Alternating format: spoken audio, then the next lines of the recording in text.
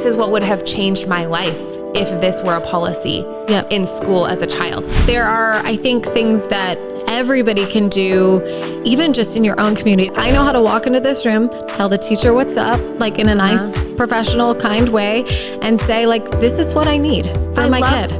Welcome back to EpiPod. Danielle's had anaphylactic food allergies her entire life. And Sarah is a food allergy mom to 2 kiddos. Managing this invisible health condition can feel so isolating. Do you also feel like you have a degree in overthinking? If you're nodding your head like me, then you're in good company. Let's get you off that allergy island right now with people who get it. Ready to dive in? Hi, Sarah. Hey, Danielle. Today, we're talking about advocacy and how to get more involved. Yes, which I think we've talked about in previous episodes. It's a good way to channel, like if you have anxiety or have just allergies replaying in your head over and over again. For me, at least, it's been a way to kind of channel that energy into something that I feel is productive. Like, how do I do something about this? Correct. And not just for my family, but for the bigger picture, right? Mm-hmm. So, I mean, yeah, this is obviously like an extreme example. Like, we're not expecting like, hey, everybody go do a podcast. Start an LLC, get an EIN, and you better be talking with the state government and the IRS. Yes. No, definitely not. These will be like easy to chew things that we're talking about today. I also feel like when we first met, I remember one of the first things I saw on your pages was you going to Washington, D.C. Yeah. And seeing you like really involved with companies, like brands, that being an advocate and on the legislative level is really important to them as like a brand pillar, but also just as yourself as a food allergy mom, like being an expert in the space. And instead of being like, you know, a lawmaker or a brand, you're like, no, I live this every day. Yeah. And I just remember being like, wait a minute, like I want to go to Capitol Hill. Like I want to buy a power suit. Come with me. Yeah. So like, even though I'm like, this is how I can channel it. And even though we've talked about it in that way, I still personally am not fully clear on like, how would I go to Capitol Hill? Well, and even like smaller than that, totally. Like it's doable on because there's a lot of people who probably couldn't, right? Or didn't want to. And that's absolutely okay. But there are, I think, things that everybody can do, even just in your own community. It's almost like, I think about it like lawmakers or politicians, when you think about it, like everybody votes in the presidential election and they think it's this big deal. And it's like, actually at the end of the day, voting for like your school board members and your city council, like those positions are actually impacting your life more than whoever the president is, for the most part. Sometimes that's not the case. Totally. I'm just saying like these smaller kind of granular issues and things to do are oftentimes the most impactful for yourself and for the people around you. Yeah. Like looking back on my high school experience, even like if you have a younger person and you're a parent listening, or you're somebody in high school or college listening, like I look back on my own time in high school specifically, and I now, knowing what I know now, I feel like I could have been an advocate that early in a even more impactful way than I can as an adult. Yeah. Like I was very involved in student government and I knew the superintendent of the El Paso Public School District. Like I would meet with them once a week because I was one of the student leaders of my high school, and it would have been so much more impactful for me as a student to be able to go in and be like, listen, like we're always looking for programming for these. Like we know we have these many in-services for the teachers. We know we have this many rallies for the students. We know they have this many like education things. And we're always looking for programming. Like, do the teachers know how to administer an EpiPen? Do the teachers know what the signs of anaphylaxis are more than just hives? Like, do the people who... like the nurses, have they had hands-on training the way that we did in an earlier episode with the lemon? Like your school nurse hadn't before. And being able to suggest those sorts of things, and then it will bubble up to like local money, local taxpayer dollars going towards initiatives. Like all the way, I could see putting together something where I'm like, I want to get EpiPens in every public school, or I want a certain amount of time in teacher in services to go towards EpiPen training. And that could have been like I look back at the time when I was student body president and was in student government, like they were just dying for students to feel passionate about something. So like, yeah, doesn't need to be, oh, let's go to Washington, DC. It could be you're 17 and you hold like one little office in student government, like can make a huge impact. Yeah. And to your point too, like you don't have to do it super publicly, right? Like it can be just within your own school. Like you don't have to start an Instagram page. For me, that's kind of where it started, which sounds silly because it's like Instagram making a difference, No, I think Instagram makes the biggest difference. Well, it does definitely, I think, in, again, these smaller like niche topics. And if it's like coming from somebody who is not there to just, I don't know, look at me. Yes. Yeah. Like, have you seen what's on the Nordstrom sale? Yeah. Here's my Amazon link for another thing that you don't need. Yes. Which, I mean, I definitely have put Amazon links, but it's usually for stuff that somebody asked me for a recommendation for, and it's truly like applicable to allergy life. Totally. But for sure, it's not like the thing that I do. You're not trying to be a lifestyle blogger. No, I'm not. No, I have a full-time job. But even if I didn't, it's like, it just is not, that's not like the voice I would listen to and follow that I think is really making a difference in a space like food allergies or really anything to do with medical or disabled or whatever, disability type things. But yeah, I mean, I don't think you need to, but obviously like getting on and seeing maybe even what organizations are doing it well. Like there's a lot of small nonprofits out there that would just freaking love for some help, to volunteer, to help them, whether it be something local to you or something you can do virtually, or just even like sharing their content to maybe your audience that isn't a bunch of food allergy moms, but you have 1,000 people that follow you from your childhood and growing up. Like all of these things make a difference. And so from just a really small level of social media, whether it's your own page or sharing other groups' information that can help spread awareness in general about allergies, I think that is making a difference. I think it's making a huge difference. Like I've had even personal friends tell me like, I just had no idea. Right. Like my hairdresser was like, we serve trail mix. I would have never thought that was like a thing that could be hard for some of my clients and like you were my client for 5 years. Like it wasn't until you started the podcast, which was just this past year. So that's 1/5 of the time that I would have ever even known to think about that. Right. Like now I'm thinking about like milk. Now I know to like see what other ingredients are in the products that I'm putting on people's scalp every day. And I was like, whoa, I never thought of it that way. Yeah. So yeah, I think like first thing, whether it's social media, if you're a student, your actual school, if you're a parent, if you're somebody who spends a lot of time on social media, like whatever is directly in your little circle. Yeah. Something that feels more intimidating to me that I want to maybe challenge myself with is on the legislative front. Like you see people scheduling meetings with legislators. Like they are going to DC and meeting with legislators, or even like in their own community, or like living here in Austin,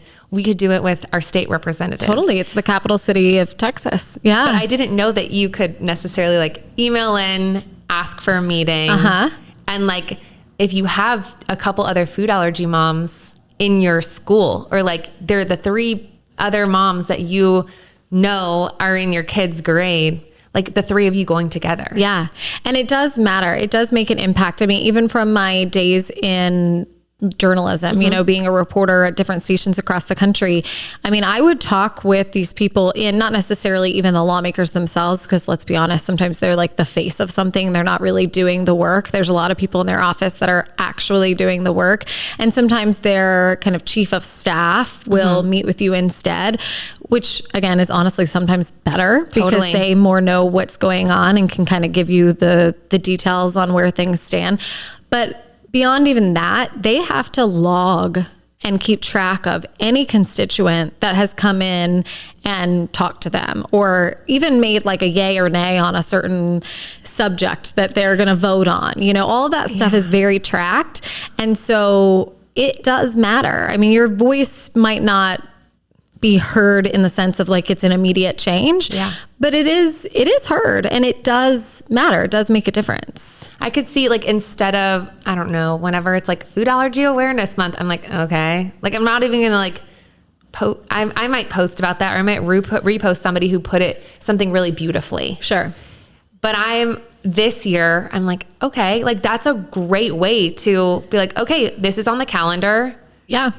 That's the way that that's my in. Like, you might not know this as somebody who even has this. I didn't even know it till I was an adult, but like it is Food Allergy Awareness Month. Like the numbers are rising. Here's the statistic. Yeah. This is what would have changed my life if this were a policy in school as a child. This what would change my life as somebody who's trying to eat out at restaurants. Yeah. Like how can we get EpiPens in more places, or more training, or more protection in place, because this made me feel really unsafe just this past week. Because there's so little time and these are very, very busy people, it's very helpful to come in with exact things that you want, like bullet points, but also not vague, like allergy life is hard and here's why, and this is what would help. Like actually having concrete ideas and like suggesting solutions. Even better if you have, and it's okay if not, but even better if you have an actual, plan and a legislator that is co-signing on something. So like meeting directly with them to come up, like maybe it's an initial meeting and it's hey, this is my idea. This is my story. I would love for your team to help author a bill on blank. Yeah. And then from there, their team, as well as you, can work to help get like co-authors on the bill. And the more and more people who sign up to be co-authors, that really helps make it shine a little more. You see, the more names you see, the more just people know about it, and the more likely, even in the midst of the craziness that is the Texas legislature, it could come up easier if it's more known. A lot of times too, like this is getting nitty gritty, but they also add bills like that onto other things, like as amendments to a larger package to kind of like slip it in. Which is kind of sneaky. It is sneaky. I feel like that's really inefficient. That's why some things don't pass, because you have these like random things that people are like, wait a minute. Yes. We can't do that. Yes. There's positives and negatives, because sometimes it's like if you don't hook it onto something like that, then it's not going to have time to come to the floor at all. And then other times it's like, well, if you do that, you're right, and it's controversial, it could kill a bill that is important for a lot of other reasons. But I think something like food allergy related things is usually not super controversial. I will say, this is, again, we're probably going down a rabbit hole that maybe we weren't intending to, but in my time in DC, it was really interesting to me that when I would talk to certain lawmakers, I was like, this is a no-brainer, right? Like I'm coming in thinking like, duh, like this is so easy. It's an easy yes. Like, why wouldn't you be okay with this? And the surprising reasons for why, and I think it comes from my journalism days that I kind of pressed people. Like when I could tell they were like, okay, but like they weren't gonna co-sign, or they weren't going to really do anything at all. I pushed a little bit, and they mentioned things that I didn't even think of. Like, okay, so for example, capping epinephrine costs. So a lot of states have done that. Like have said, like we're capping it at $30 or $60 and not making it so that nobody has to pay $1,000 for a set of Epis, right? Yeah. And we're not talking like the fancier Auvi-Qs and things. I'm talking like the most basic generic epinephrine auto injector. You're capping that sucker at $30 a set or $60, whatever it is. And for me, I'm like, well, duh. And like, what do you care? Because you're not the manufacturers of this medication. Like I get that it might not be good for the pharmaceutical companies, right? Like they maybe are making less money then, but as they should. Right. But I think the problem is, and obviously like now it's like a no duh thing. These pharmaceutical companies are the lawmakers are in the pocket of these pharmaceutical companies, totally. Right? We have this horrible lobbying system, and the way it works is honestly corrupt as hell.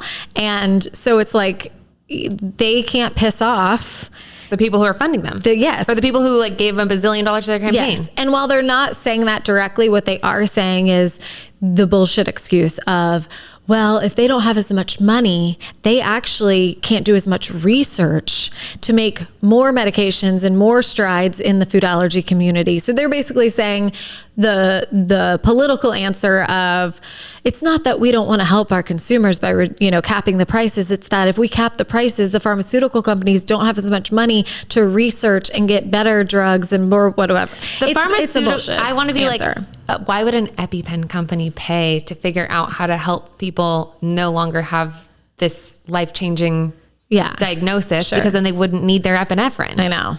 Hello. Yeah. Okay. So speaking of, hold on. You just said your about that. Mine's in the sun. Hold on. Oh no. Okay. Well, I can keep talking about that trip. So I think there are a lot of ways to get involved. If you do want to do something like truly go to Washington, D.C. and like talk to your U.S.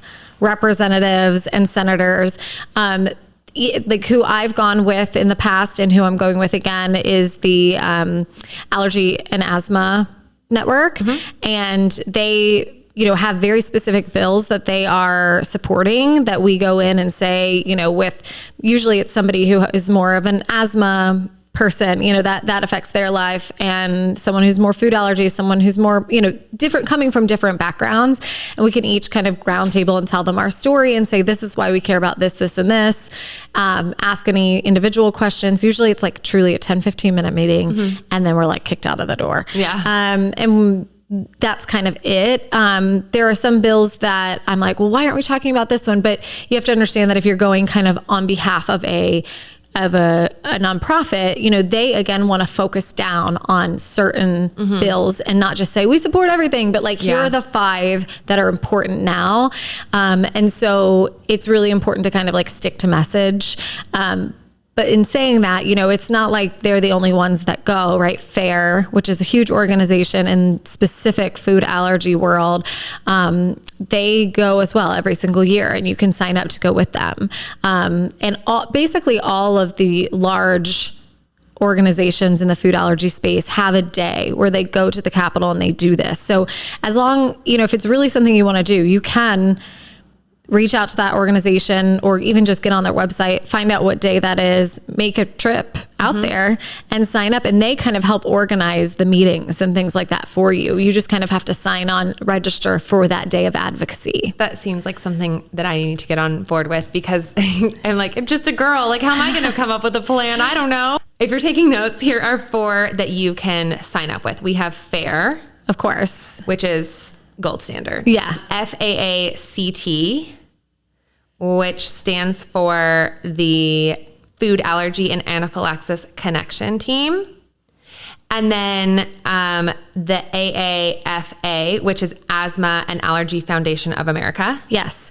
And then also the one, again, that I went to DC with, which is the Allergy and Asthma Network. And they have an advocacy day that I participated in.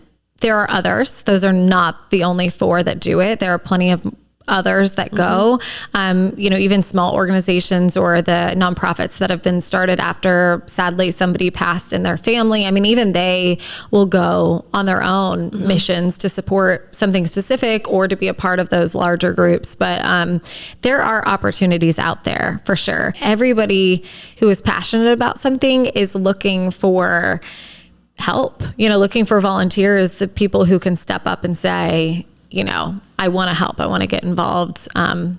So they will take you on for sure.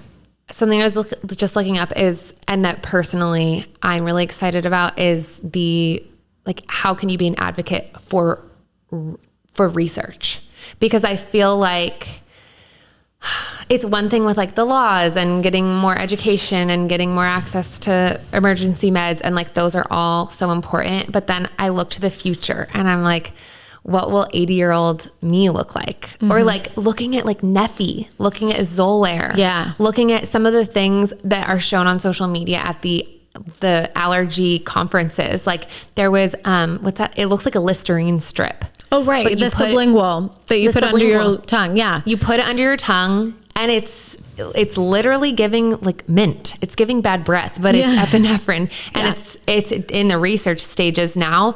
But that, I mean, just like with the way that the numbers are trending and how many more families, especially kids, are affected by severe food allergies. Now it's so unfortunate, but I'm excited that already, because it's not just one kid in every elementary school now. When I was little, it's so much bigger that now it's getting research and funding. So I was looking up like which of those organizations do they have a way to get direct, like being an advocate for research. Mm-hmm. The pessimistic side of my brain is like, it's probably just because they know now that they can make money.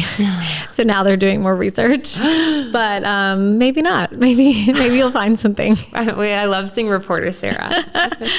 Kind of dialing it back a little bit, though you brought up schools and like what you could have done when you were a student, but something that I try to do to advocate like on a local level, on behalf of like food allergy families, but also, my own, is going in and talking with the school, not just about, hey, this is my son's needs, but like, this is what would help in a larger setting. Like when you have this event, maybe think about the snacks that are being served, right? Like actually using your voice to spread awareness in a different way than just like, hey, here's what's in my son's 504 plan. But like, hey, it's so awesome that you guys are doing a bake sale. I wonder if for the next bake sale to help food allergy families, we could make sure that everybody lists the ingredients of what's on each thing and has just like a little paper sign. It doesn't have to be fancy, but just like kind of write out what's in it.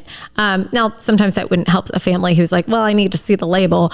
But sometimes there are people who have less like allergies that aren't triggered like as sensitively, who would be like, oh, thanks, you didn't put peanuts in this. Like we're good, you know? And just again, to like have more awareness in general that allergies exist, I think is helpful for everyone. And then also things like, birthday parties and things in the classroom, like trying to advocate for a no food policy in the classroom. I mean, that will help your son or daughter now, but like it also might help the next group of food allergy kids that enter that classroom or even the school in general. And so like, stop thinking that you're annoying or that your voice doesn't matter. There is a way to do these things and to have these conversations that is helpful and meaningful and not a burden. It definitely can be done because I've done it. And then, like you said, talking with the nurse, getting hands-on, offering help to even put together like a slideshow presentation on like the top things you wish could be done or that people knew about food allergies, and offering to go to the staff training before the start of the school year. Now, granted, like, don't get me wrong, I'm busy as hell and don't have time or energy to put anything extra on my plate. And I'm sure everybody out there is like, same girl, same. So like, do what you can, right? But if you can, do it, because it is important and it will help people. And again, you're going to feel like you did something and that you channeled your anxieties and energy about being a food allergy parent into something positive that made a difference. Yeah, that's a mindset shift that I've really been using for food allergies, but other things as well, is like I heard it on a Mel Robbins podcast. She's great. Oh my God, I'm obsessed with her. She's talking to the psychiatrist, and she offered the metaphor of like predator and prey. And she was talking, she had I saw this one. Yeah. She had a cancer diagnosis. She had breast cancer. And so she was talking about it in the context of her breast cancer diagnosis and what that meant for her work, for her being a mother, being a partner, like all of these things. And she was talking about the concept of predator versus prey. Like, it feels like I am the prey, like this thing is chasing me down. And all of your actions and your thoughts are reactionary. Like, how do I keep myself safe? Or how do I best prepare myself for this? Or how do I, and when she switched to predator, like whatever it is related to her diagnosis, like, yeah, that's going to, I dare it to have to meet with me. You know, like whether it's like a scary appointment or all of these different things that I don't have firsthand experience with. But when I was thinking about it with food allergies, when I was thinking about my own anxiety, I was just like, oh, that is so, I'm exhausted from feeling like I'm running. Like I'm running myself ragged, just being like, how do I keep myself safe? Or like, how do I make this as easy as possible for myself to not have any issues? And then when I switched it, and this is like a recent, like just the past couple months switch to like, what if it was not everything was out of reactionary, but what if it was, I'm the predator, not the other way around? And that's helped so much just from like you said, like you're doing something about it. Yeah. Yeah, totally. Like, I dare you to have to meet with me. Well, and it's kind of like, I mean, it's not like it is a positive spin, but it's also more of like a confidence thing in my view. Like it's kind of like walking into a situation and saying like, I'm in charge here. Like, I know how to handle myself. I know how to take care of my kid. I know how to walk into this room, tell the teacher what's up, like in a nice, professional, kind way, and say like, this is what I need for my kid. I love the bake sale example though, like from predator and prey perspective. Like instead of showing up to the bake sale, having your tote bag filled with snacks where you have the label, like having your snack table where you do have the labels out and it is top 8 allergen friendly, or for your child allergies at least friendly. And so, but you're like, oh my gosh, I wish that other people thought to put ingredients, or like, oh, I wouldn't be nice if, and that's sort of playing in the back in your head. Right. It's giving prey energy. But if it were, you had, 6 weeks before, like, hey, I'm just one of the food allergy families here. Like this would be awesome. And even just like having a conversation with these little people, right. Being like, some people, just the way that you have the conversations when they see the handicap bathroom, like, why is that stall bigger? Well, some people need wheelchairs to help them get around. And some people need ramps to get up to the school. That's why there's a ramp and steps. Like it just is a conversation starter. Even if you are the only food allergy family in your super small preschool or whatever, like it is such an opportunity to start having those conversations of empathy of it's not just about what your favorite snack is. Like your best friend actually can't have milk because their body doesn't like it. Right. Like that is giving predator energy. Then you're walking into the bake sale and like, we've done the legwork, not more work on your plate, although it is, but like, it's not like, oh, and we had to make the whole thing safe for my kid. It's like, no, now we have all these conversations happening for all these little people, for all the teachers, for all the administration. Maybe you have an older person on the administration who is a naysayer. Is in my day, we ate peanut butter and jelly sandwiches till we were 17 and that's all we ate, Right. Yes. So you do have labels out and it's like, wow, like cool. I started something. Yeah. And maybe next year, somebody's going to come along and they're not even going to they're going to be able to walk into the bake sale and be like, this is so cool. Right. Like I never had anything like this. This is awesome. Totally.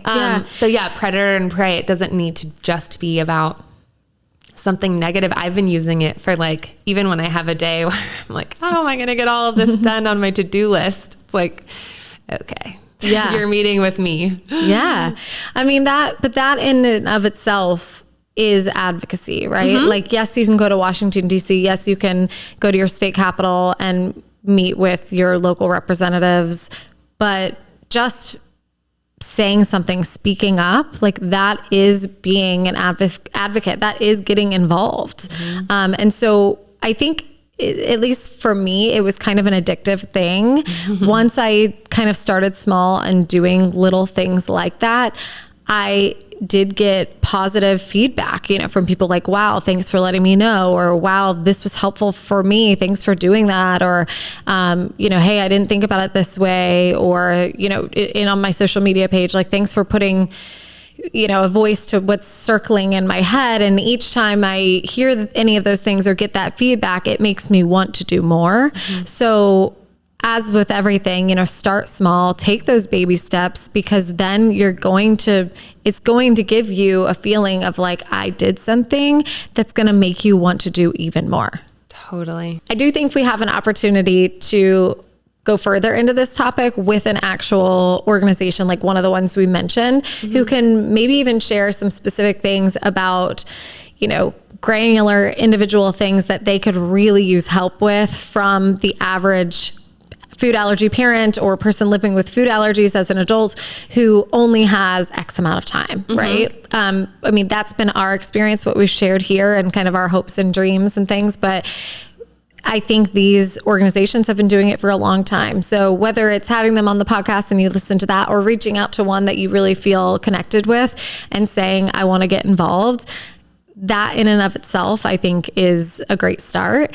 We can also link those organizations in our show notes, and maybe I'll even look for specific pages where they have like a, hey, here's some things that we need help with or we can do. And that way you can just finish listening to this and go to those pages and be like, yep, I'm going to do this one small thing. I love that. I also love seeing how your advocacy, like when you boil it back and when you pull it back, like you started a summer camp, Sarah. Like you started a summer camp. You started like a Zoom group of moms to like meet, and essentially like a support group. Like you've started in so many different ways, like big and small little groups to advocate, create community, connect.